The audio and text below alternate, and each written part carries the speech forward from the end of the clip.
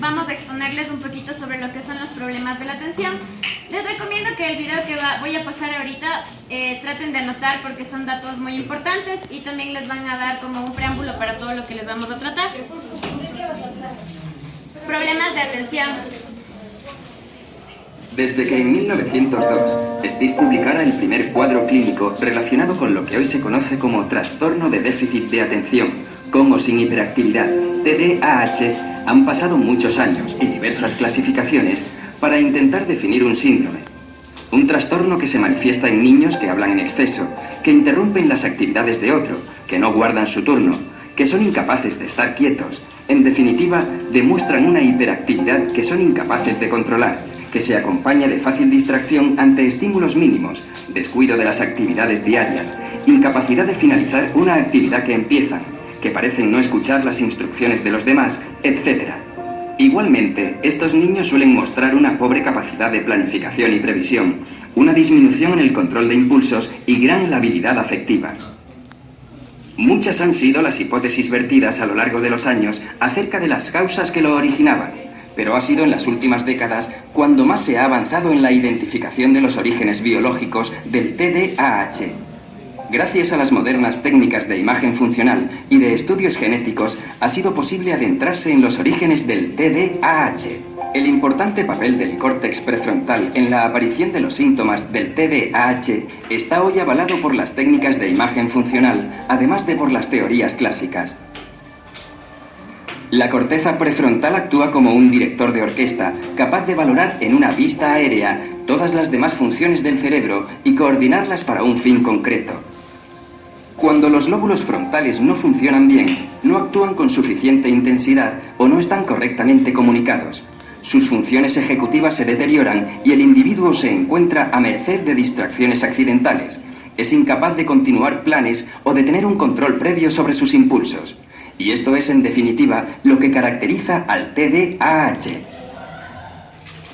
Ante la aparición de un estímulo en el niño sano, con la activación del córtex prefrontal se inicia la coordinación entre las diversas funciones y capacidades. No obstante, en el niño con TDAH, debido a la hipoactividad de esa zona, existe una falta de coordinación interna, aunque las capacidades sean normales, con una fácil distracción ante estímulos externos e incapacidad de control motor.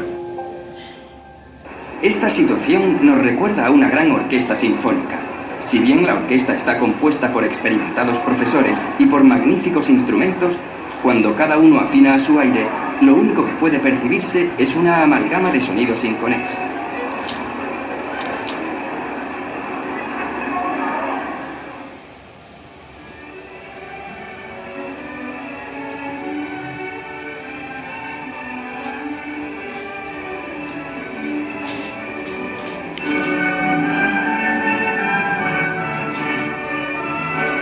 La labor del director de orquesta es fundamental para llevar el ritmo y mostrar prioridades en cada momento, coordinar la entrada de cada uno, la intensidad y el matiz de los sonidos para rectificar, ajustar, planificar, afinar.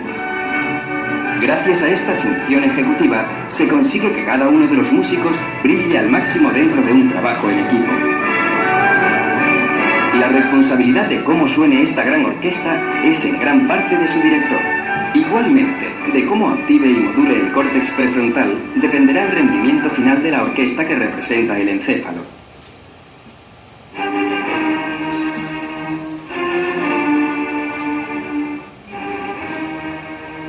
Al igual que diferentes formas de afrontar la partitura y de modular a la orquesta dan lugar a muy variadas versiones de una misma sinfonía, de cómo funcione el director de orquesta del encéfalo del niño en cada momento dependerá su rendimiento, su capacidad de seleccionar la atención y de controlar su actividad motora y su impulsividad.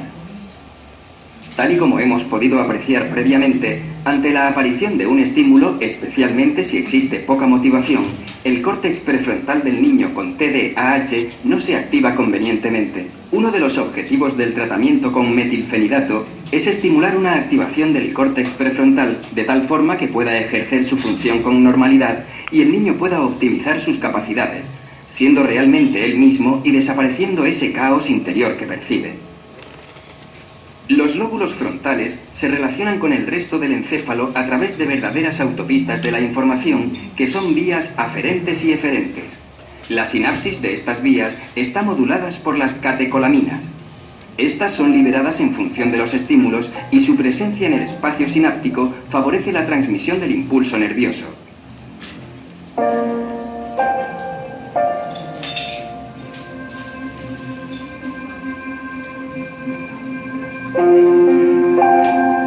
Pero en los niños con TDAH existiría una alteración en sus transportadores que acelerarían su recaptación y con ello la escasa presencia de catecolaminas en el espacio sináptico.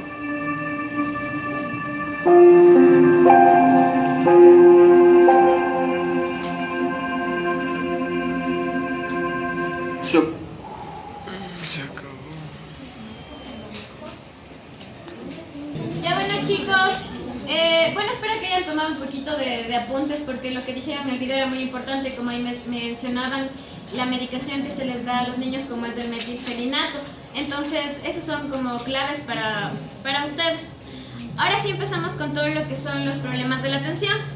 Y bueno, integrantes somos mi persona Carol Andrade, Nelly Berrones, Jessica Torres, Catherine Cumbal y Elizabeth Cabrera y Dayana Castellanos.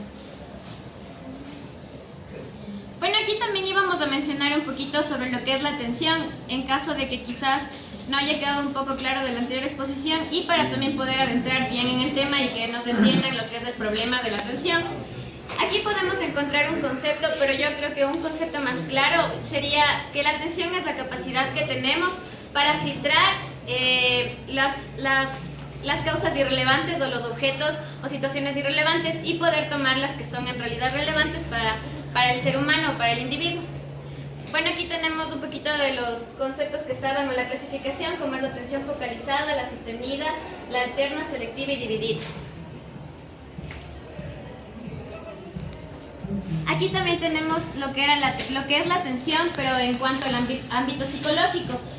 Tenemos dos conceptos generales. La atención es entendida como el mecanismo que controla los procesos cognitivos. Aquí era lo que el doctor incluso nos decía, lo de las sensaciones, que nosotros captamos quizás el estímulo que más intensidad tenga.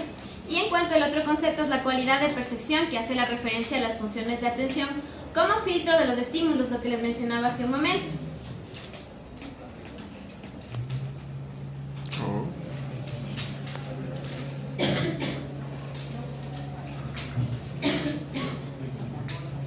Ya. Bueno, esto de todo lo que son los problemas de atención se engloba en lo que es el trastorno de déficit de atención y como mencionaba ya el doctor, era con hiperactividad, o sea, los niños pueden presentar hiperactividad o sin hiperactividad. Es un trastorno que por lo general afecta en la infancia y como mencionaban en el video, la persona que estaba ahí, que fue mi investigador llamado George Steele, descubrió más o menos en el año de 1902. No se le conocía todavía como trastorno de déficit de atención. Tenía varios nombres, les voy a mencionar algunos ya que no están escritos aquí, a ver si toman apuntes. El uno era fallo del control de la conducta o también fallo del control Sí, bueno, es más conocido como el fallo de control de la conducta y el otro es las lesiones cerebrales mínimas. Uno de los tantos nombres que se les conocía antes de llegar al trastorno de déficit de atención. Bueno, con hiperactividad o sin hiperactividad. Otra variante también que se encuentra aquí es la impulsividad, que muchas veces los niños también presentan o no.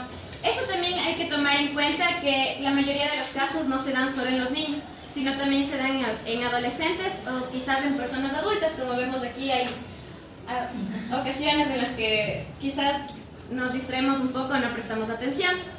Ya, para que entiendan un poquito sobre lo que fue el video, más o menos las personas que se podría decir dentro de lo que son normales y para las personas que no tienen el déficit de atención, nosotros tenemos lo que es la corteza cerebral y en esta corteza cerebral va aumentando gradualmente según lo que vamos nosotros, o sea, creciendo o pasando los años. En los niños con déficit de atención esto es súper lento. Entonces, en esta corteza cerebral nosotros tenemos lo que es la atención, lo que es el pensamiento, lo que es el lenguaje y varios factores. Entonces, en las personas que no tenemos este trastorno, se desarrolla y va creciendo gradualmente en tanto a grosor, mientras que los niños que padecen de este síntoma no se desarrolla tanto, por eso tienen problemas en la atención e incluso en la conducta. Esto se da en el lóbulo.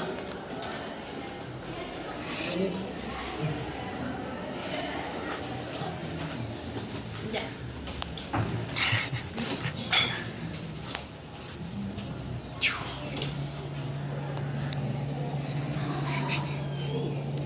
Ya. Bueno, les decía que igual en la corteza cerebral se daba la memoria, la atención, el pensamiento y también lo que es el lenguaje. Ahora también hay principales lóbulos que intervienen en lo que es la atención para los niños que tienen este déficit. Interviene el lóbulo frontal y el lóbulo temporal. En estos dos lóbulos se encuentran lo que es la memoria y lo que es la conducta. Aquí es donde hay fallas de los niños que tienen este trastorno. También hay pequeños miembros que forman parte del lóbulo frontal, también los ganglios basales y el cerebelo, que quizás tienen ciertas alteraciones por las cuales los niños no pueden percibir bien los estímulos del medio. Y esto también causa, porque les voy a explicar lo que decía ahí en el video para que de una manera más fácil.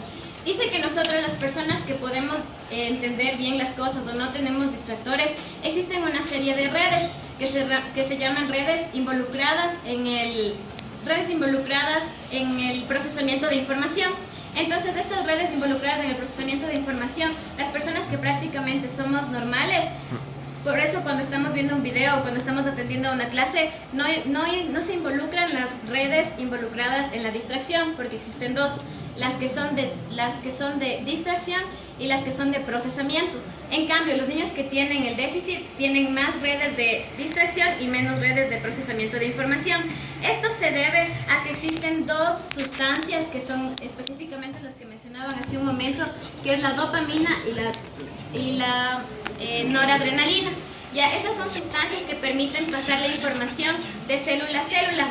Pero estos niños que tienen este trastorno tienen como una serie de lesión al momento de pasar esta información. Por eso es que ellos no pueden prestar atención o sus movimientos a veces son bruscos o tienden a ser impulsivos. Ya, bueno, antes de poder detectar lo que es el tratamiento, el trastorno de déficit de atención, también tenemos que siempre tomar en cuenta lo que es el DSM-5, que la mayoría sí sabemos que es el manual de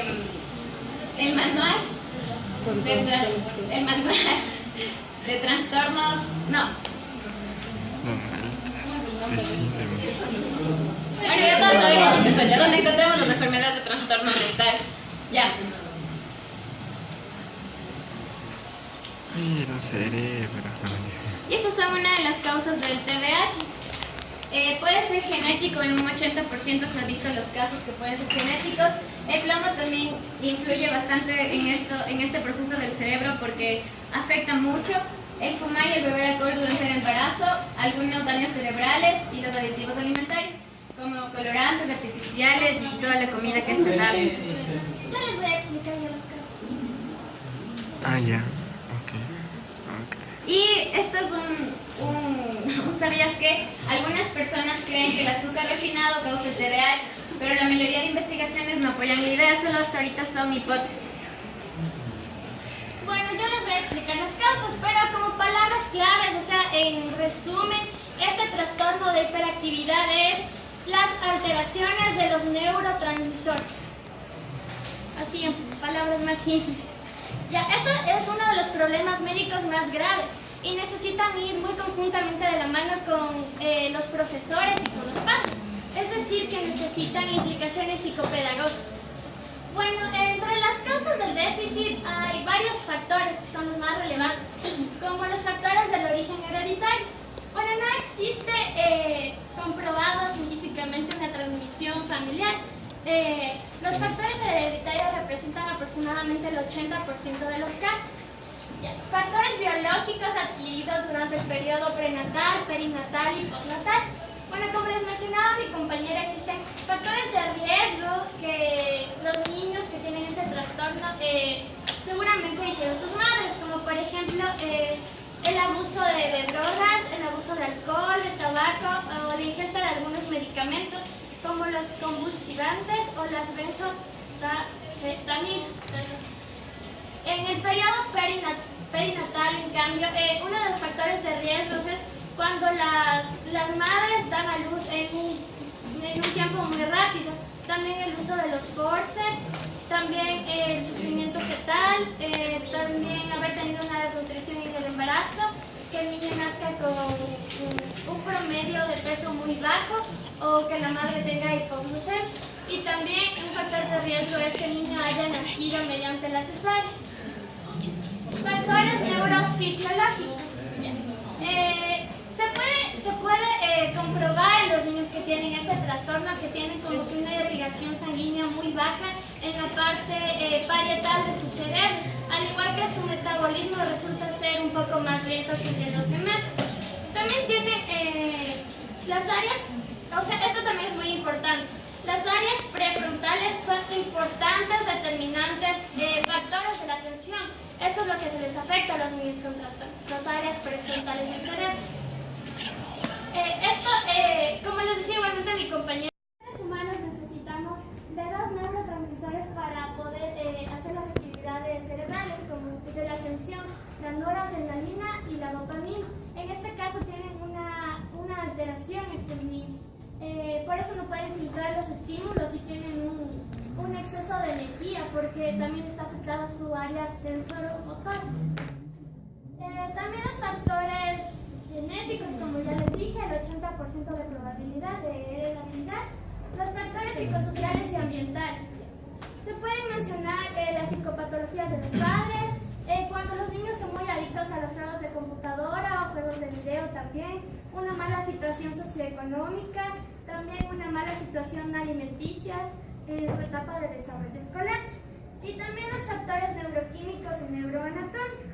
En las resonancias magnéticas de un niño que tiene este déficit se puede observar que tiene una como malformación en su cuerpo calloso y también pierde alrededor del 5% del volumen de su cerebro. Es importante tener en cuenta esto. No actúan de esta manera porque quieren. Están en problemas, pero no son un problema. Tienen muy poca autoestima, lo que refuerza negativamente su inquietud y su inestabilidad. Por eso es que necesitan ayuda. Y la mayoría no tienen asociados problemas de inteligencia. Solamente es una alteración, pero sí puede haber una cura. Y esto sí se puede quitar con un tratamiento hasta la edad de los 18 años. Buenos días, compañeros. Les voy a hablar sobre los síntomas de la falta de atención. Ya.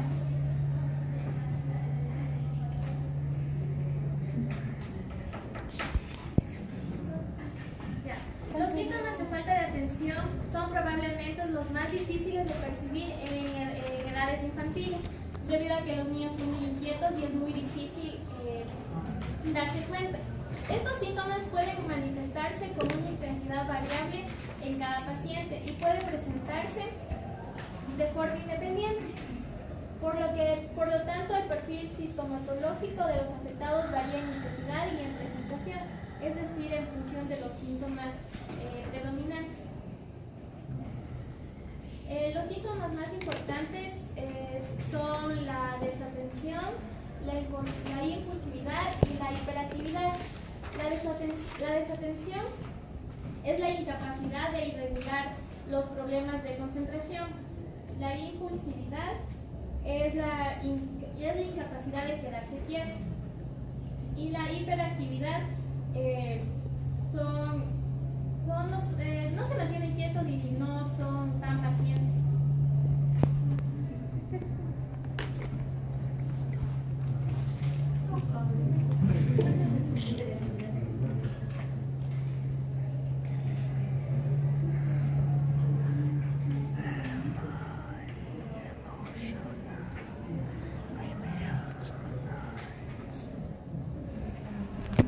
De atención suele aparecer generalmente cuando se inicia la etapa escolar, debido a que se requiere una actividad cognitiva más compleja. Por lo general persiste de forma significativa durante la adolescencia y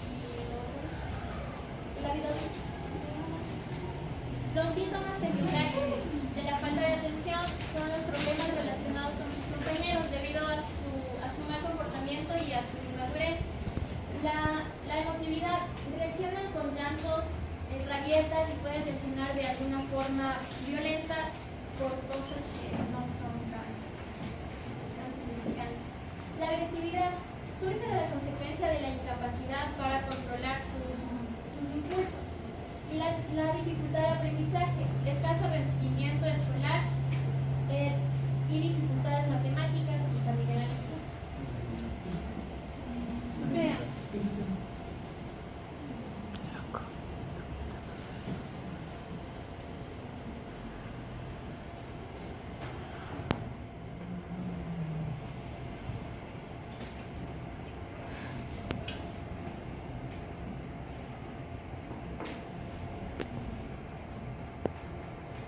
Bueno, yo les voy a hablar sobre los tipos de problemas de la atención. Ya les voy a repetir lo que es el TDAH, mis compañeras ya les explicaron todo. Bueno, este es un déficit que afecta entre el 9 y el 10% de la población de los chicos entre 3 y 17 años en Estados Unidos. Ya ellos tienen dificultades con sus actitudes y no pueden controlar lo que son sus emociones. Esto no significa de que sean poco inteligentes, simplemente es una diferencia en el desarrollo de su cerebro. Ya, otro tipo de trastorno es la dislexia. Es la dificultad de aprendizaje más reconocida y estudiada por los científicos, por decir, y los psicólogos. Puede causar varios problemas, además de la lectura, como por ejemplo, no pueden crear buenas rimas, tampoco pueden entender bien un texto, y también esto les afecta a la escritura, a la ortografía, y aparte de esto también a la socialización entre otros niños.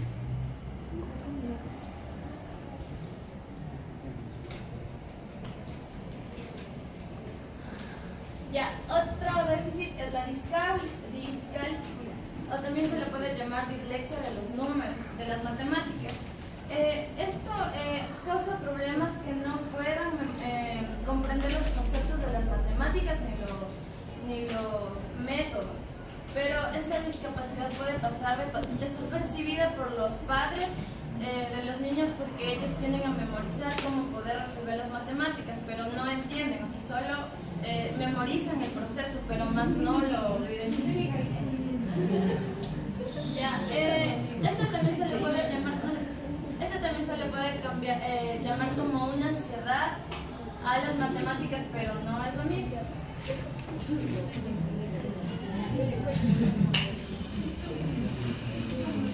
Ya, la disgrafia son problemas para escribir. Puede afectar de varias maneras, no solamente a cómo los niños escriben las letras, también afecta la organización de ideas y la expresión de lo que están pensando. Tienen una escritura desordenada, no pueden agarrar bien el lápiz y qué más, o dibujar o trazar letras. También tienen una dificultad para utilizar una oración gramáticamente correcta. Y igual, todos estos déficits no tienen que ver nada con la inteligencia, simplemente es otra forma de cómo el cerebro procesa información.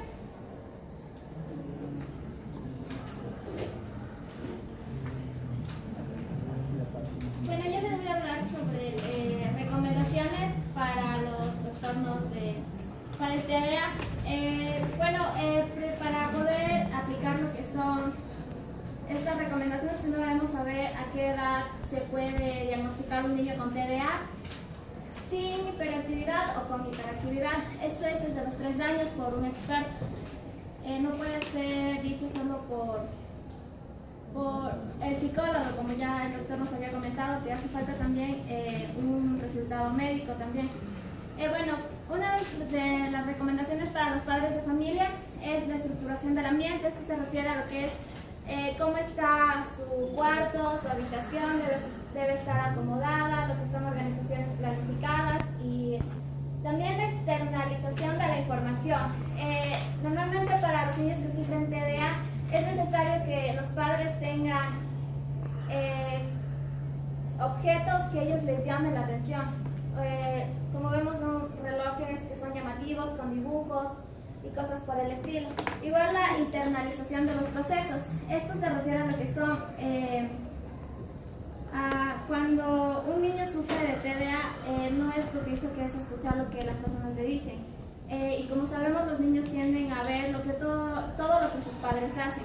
Entonces, una recomendación que es muy buena es que cuando un padre está haciendo cualquier cosa en su casa, está leyendo, que lo haga en voz alta. Si está pensando en algo, que lo haga. Si le da una recomendación al hijo, que lo repita varias veces él mismo, no que se lo esté diciendo ahí, mira que hay que hacer esto, sino él mismo, como si se lo estuviera diciendo a él, para que el niño tome iniciativa y también empiece a hacer lo mismo, como decir, como se ve en la imagen. Un niño que está haciendo tareas, está haciendo algo, que él mismo se esté diciendo, como empiezo, que sí sé bien, esto está bien, pero si se da cuenta que está mal, que empiece a decirse a sí mismo que no, que esto está mal, es en que me equivoqué, y esto lo pueden ver en sus padres. También lo que es importante es tener reglas bien definidas, dar órdenes breves. No es que le vas a decir, verás, vas a hacer este cuarto, tienes que arreglar la cama, tienes que ponerla así, así, así, o sea, órdenes breves, es como si vas a arreglar la cama de la manera en que, como tú te acomodes, ¿no? O sea, lo básico. Darles pequeñas responsabilidades, esto creo que para todos los niños, mucho más para los que tienen TDA, darles lo que les gusta hacer a los niños. A un niño normalmente le gusta ensuciarse, pero a un niño que sufre TDA es como que no le da mucha importancia. Me refiero a trabajar estar en el patio, estar en el césped. Entonces algo que les puedan recomendar a los padres es que un niño puede ayudarles a tender la ropa, ayudar a regar las plantas, a barrer, cosas pequeñas, sí que los niños les puedan agradar y puedan tener su atención en esto. Bueno, crear un ambiente organizado, aumentar la autoestima de su niño. Esto se puede hacer conversando con su niño diariamente. Ser conscientes de que hay mucho trabajo que hacer y que se necesita mucha constancia. Esto hay que enseñarles a nuestros hijos. Y también nosotros como padres también debemos hacerlo. Fomentar sus facultades y cumplir siempre los castigos y recompensas. Si al niño le dice el padre, cuando termines esto vamos a ir por un helado, tienen que cumplirlo. Si dice, si haces mal esto, va a pasar esto, entonces debemos recalcar eso y debemos cumplir esas cosas.